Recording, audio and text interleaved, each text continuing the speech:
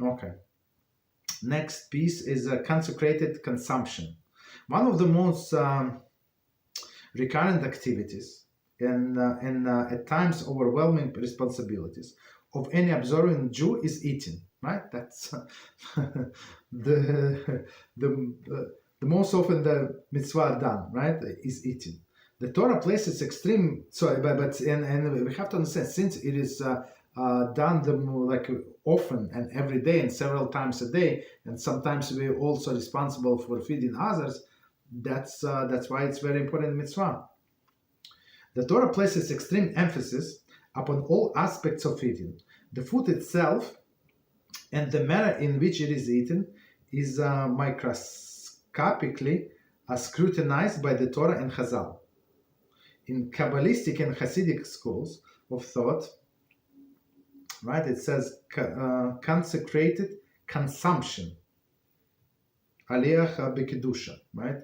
Consecrated consumption plays an extremely important role in one service of God, of HaShem, right? So, okay, consecrated consumption. So we're going to see what does it mean. So when you take this food, this physical food, and you say, as we learn in our Kitzur class, when we're talking about serving HaShem with a proper intention. So one of the examples that Kitzur Shulchan Aruch was given.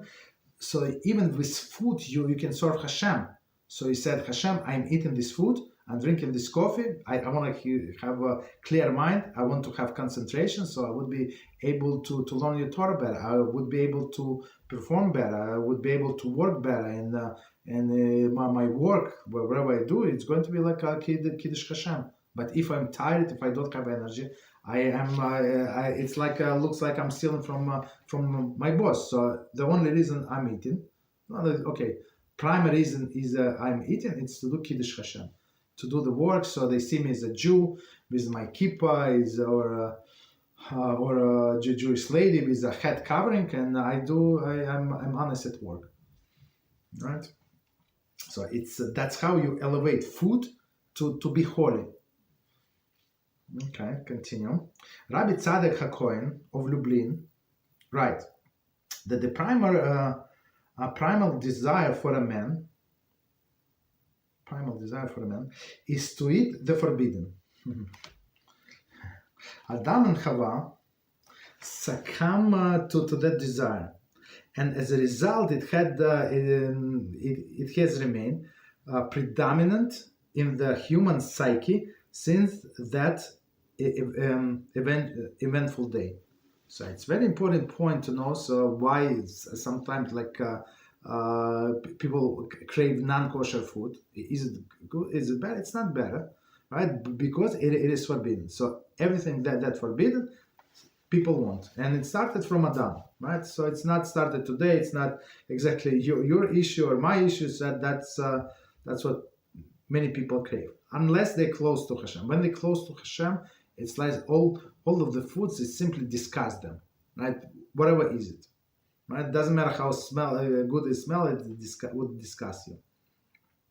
The overwhelming sway of this desire dawned upon Adam and when God confronted him with his treason. The woman whom you gave to be with me, she gave me she gave me of the tree, and I ate. Right? That's what he said. It says Bereshit 3:12. While meaning of the word ve'oichel, and I ate, right? The form literally means and I will eat. And I will eat. Very interesting. And the Medrash Bereshit Rabbah 1922 explained that as a new awareness that drawn on Adam. Yeah, somebody wants to talk? Okay, no problem. Okay, so it started with Adam. So continue. So let me try to understand idea what exactly author is trying to say. At the moment of truth, he realized how powerful a current had now been unleashed. Right? Meaning a powerful current, he cannot stop, he cannot resist this food. He knew that he would eat the forbidden again, because the food of its pursuit were now an intrinsic part of the nature.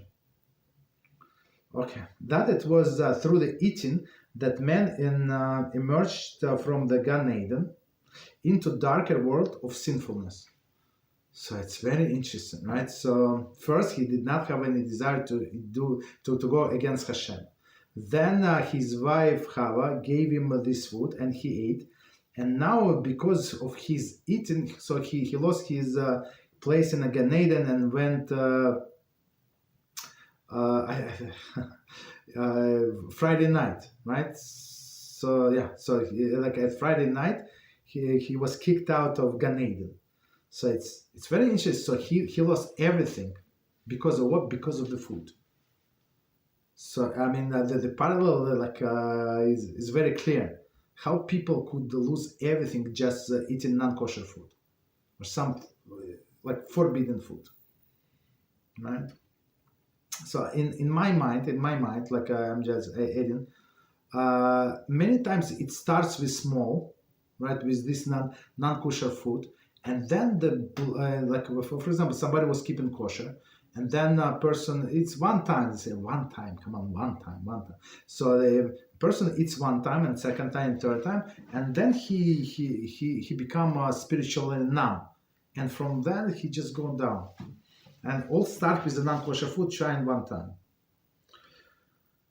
The night of the 15th of Nisan celebrated the birth of the revised and corrected version of humanity, Knesset Israel, the Jewish nation. I'm not sure what does it mean. One time, the night of the 15th of Nisan, so it's Pesach, right? Celebrated the birth of the revised and corrected version of humanity, Knesset Israel, the Jewish nation. For this reason, their initiation of Kedusha, For this reason, the initiation of Kedushas Israel, the sanctity of Israel, occurs by the means of consecrated consumption. The mitzvah of eating Korban Pesach, right? So that's the first mitzvah, I guess, that we elevate the food, Korban Pesach. I guess in the first one was in Egypt, Pesach sacrifice, as well as the numerous other food-related mitzvahs delegated to the holiday of Pesach, indispensable information of the second edition of man. So from so it's the famous question is, who was the first Jew? And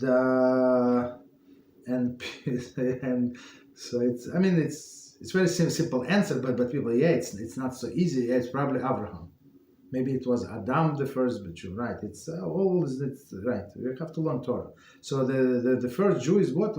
We became Jews when we received the Torah on Mount Sinai, right? Only Jew is only related to Torah, right? But here was at the beginning. So this Pesach was the beginning of this process, right? Pesach meaning Korban Pesach that we did in Egypt, and right. So it's very interesting, and it's a second edition of man in some sense, right?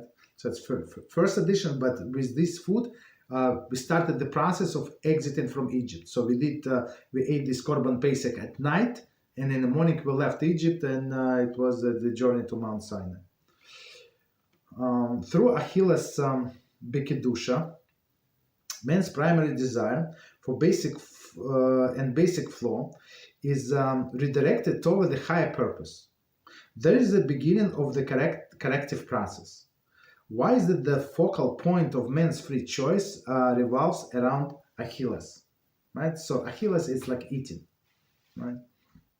So and just one more point, what he mentioned, that on Pesach we have like on Pesach Seder we have several mitzvahs, and some of them is about eating, right? So it's very interesting, right? So the Jewish the birth of the Jewish nation started with Exodus of Egypt, right? And the first step was that we had to eat stuff, right? So we had to eat the matzah, we have to eat the mortar. The mortar is bitter herbs, and we had to eat the korban paste, the meat. Okay.